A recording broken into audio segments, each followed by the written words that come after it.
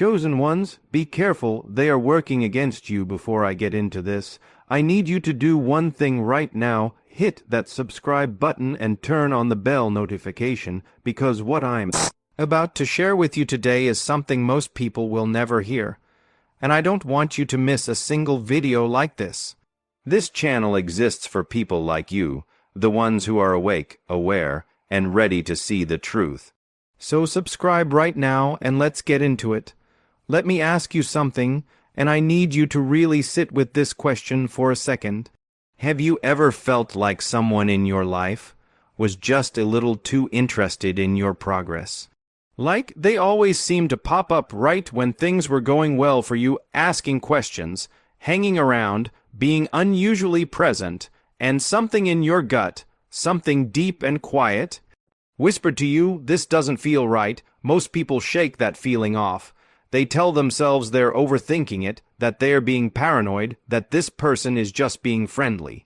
But here's what I want you to understand today, that feeling you have, that quiet, persistent inner alarm. It is not paranoia, it is perception, and the difference between those two things could literally change the course of your life. Did you know that research in social psychology has shown that people who are energetically and spiritually gifted, people who carry a natural magnetism, a deep sense of purpose, and an unusual level of inner awareness, are statistically more likely to attract what psychologists call parasocial predators? These are individuals who latch onto high vibration people not to grow alongside them, but to drain them, redirect them, or quietly sabotage them. It sounds dramatic, I know, but by the time this video is over, you are going to recognize this pattern so clearly that you'll wonder how you ever missed it. So if you've been feeling uneasy lately about someone in your circle, a friend, a colleague, a family member, maybe even a romantic partner, I need you to stay right here with me, because this message was put in front of you for a reason. You didn't stumble across this video by accident. Nothing about your journey is accidental. And that's exactly what we're going to talk about today. Let's start at the beginning, because to understand what's happening to you right now, you have to understand what kind of person you are. Chosen ones, and yes, I'm going to use that term because it's the most accurate description for the kind of soul I'm talking about. Chosen ones are not chosen because they are perfect. They are not chosen because life has been easy for them or because they were born with some magical advantage. They are chosen because they chose themselves. They chose to keep going when life broke them. They chose to look inward when the world told them to look outward.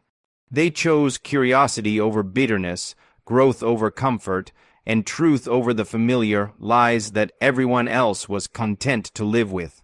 That's who you are, and that kind of energy, that kind of light, is incredibly rare. But here is the thing about rare light.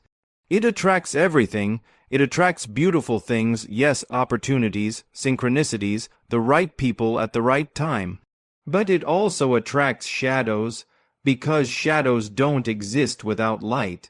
And there are people in this world, whether they know it consciously or not, who are drawn to your energy not to celebrate it, but to eclipse it. Now, I want to be very clear about something. I'm not here to make you paranoid. I'm not here to turn you against everyone in your life, or make you see enemies in every corner. Most people are just people trying, failing, growing, living. But there is a specific type of person, a specific kind of behavior, that you need to learn to recognize. And once you see it, you cannot unsee it. Here's what it looks like. This person seems supportive on the surface. They show up for you, they say the right things, they tell you they believe in you, they're proud of you, they want the best for you. But watch carefully, because the support always comes with something attached. It comes with subtle undermining. It comes with comments that seem like jokes but land like punches. It comes with comparisons that make you feel small right after you were feeling big. It comes with questions that seem curious but are actually fishing for information about your plans, your dreams, your moves, so they can either mirror them, block them, or quietly talk you out of them. You share good news, and somehow, by the end of the conversation, you feel deflated. You were excited walking in and confused walking out. You can't explain it. Nothing overtly bad was said. But something was taken from you. That is not an accident. That is a strategy, and you need to know that. Let me tell you about something that happens in psychology called covert jealousy. Unlike open jealousy, which you can see and name and respond to, covert jealousy hides itself behind a mask of warmth and closeness. The person who is covertly jealous of you will be the first to hug you and the last to truly celebrate you.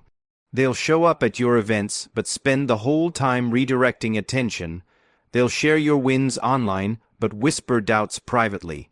They'll tell you they love you while systematically chipping away at your confidence, your clarity, and your trust in yourself.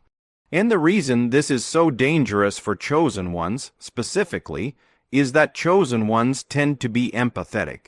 You feel things deeply, you give people the benefit of the doubt, you're wired for connection and meaning, which means you are also wired to find meaning and good intention even where none exists. You'll tell yourself this person is just going through something. You'll make excuses for the behavior.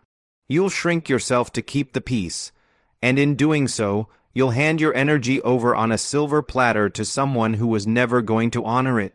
So let's talk about the signs, because I want you to walk away from this video with a checklist in your mind, not a checklist born from fear, but from clarity. The first sign is inconsistency. This person is incredibly warm and supportive when you're struggling, when you're unsure, when you're in a low moment. But the moment you start rising, the moment something good breaks your way, the energy shifts. They become unavailable. They become critical. They find problems with the very thing they were encouraging you toward. Why? Because your struggle was manageable for them. Your success is threatening. Pay attention to how someone treats you when you're winning, not just when you're losing. The second sign is information harvesting. Every time you spend time with this person, you notice that you're the one doing most of the talking. They ask questions, smart, detailed, specific questions about your life, your goals, your relationships, your finances. And it feels like intimacy, it feels like they care, but when you turn the focus back to them, they're vague. They deflect, they keep it surface level. This is not a coincidence. Information is power, and they are quietly building a file on you. Not because they're a villain in a movie, but because on a deeply unconscious level, they know that knowing your vulnerabilities gives them leverage. The third sign is the kill shot disguised as kindness. This is the most subtle and the most devastating. It happens when you share a dream, a plan, an idea, something that lights you up, and this person responds with what sounds like concern. I just don't want you to get hurt. Are you sure you've thought this through? I only say this because I care about you, but... And then comes the demolition. Perfectly wrapped in love, perfectly timed to land when you're most open and hopeful. The kill shot disguised as kindness is designed to make you doubt yourself while simultaneously making you feel grateful for the person delivering the doubt. It is, genuinely, one of the most psychologically sophisticated forms of sabotage that exists in human relationships. The fourth sign is triangulation. This person subtly brings third parties into their relationship with you. They'll mention what someone else thinks about your choices. They'll quote a mutual friend's concern. They'll bring up comparisons to other people who tried what you're trying and failed.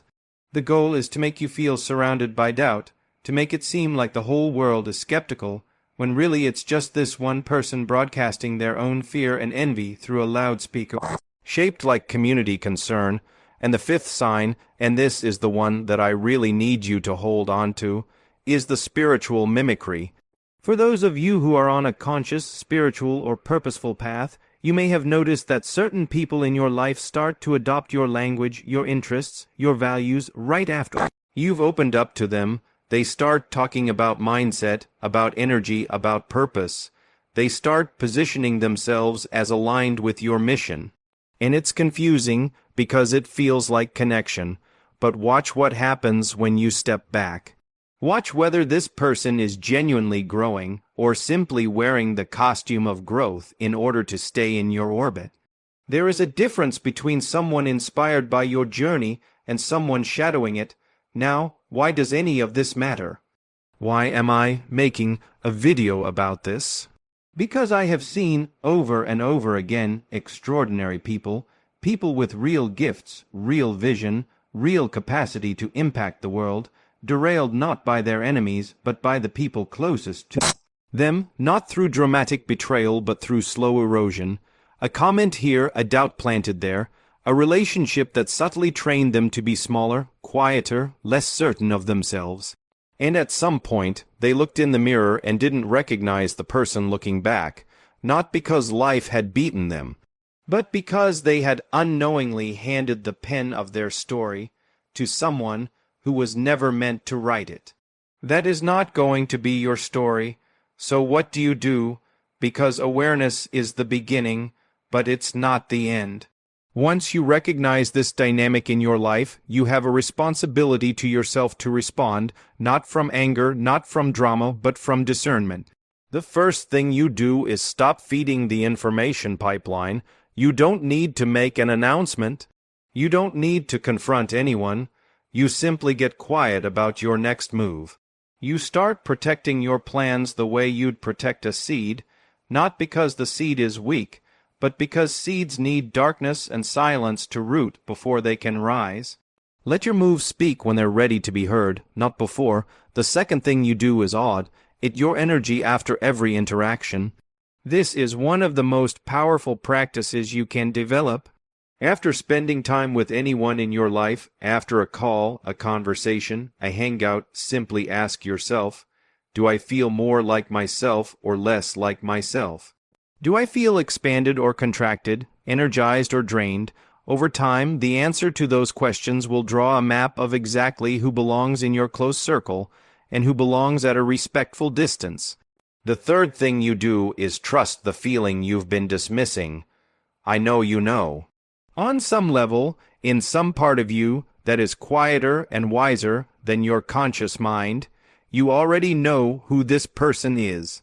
You've known for a while, but you've been negotiating with that knowing, finding reasons to stay, reasons to forgive, reasons to believe it'll be different.